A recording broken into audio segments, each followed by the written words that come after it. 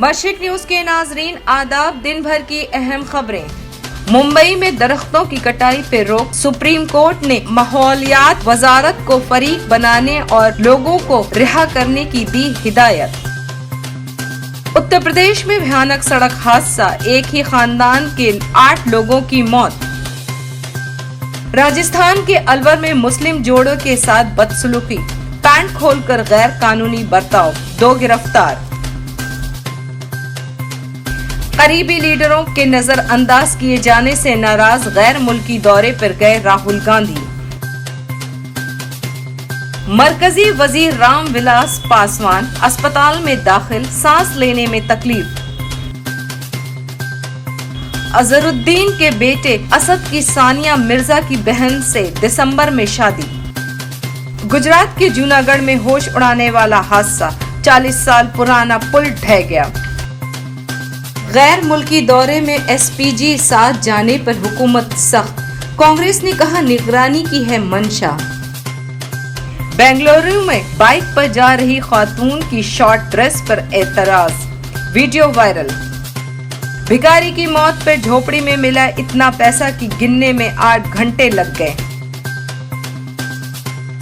मजीद खबरें।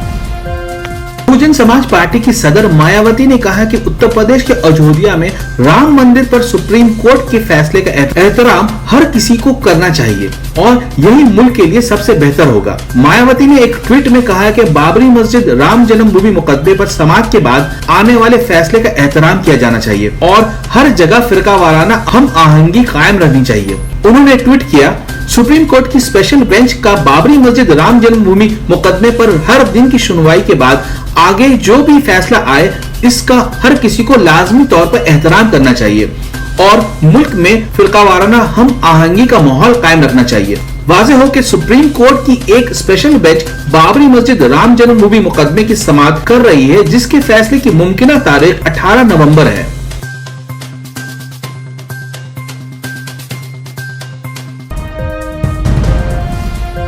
तृणमूल कांग्रेस की एमपी और बंगाल की हीरोइन नुसरत जहां एक बार फिर चर्चे में हैं। दुर्गा पूजा के मौके पर कोलकाता के पंडाल में अपने शौहर निखिल जैन के साथ सिंदूर लगाकर पहुंची और ढोल पर जमकर थिरकी तो मुस्लिम उल्मा नाराज हो गए। उल्मा का कहना है अगर नुसरत जहां को गैर मजहबी काम करने हैं तो वो अपना नाम बदल सकती हैं।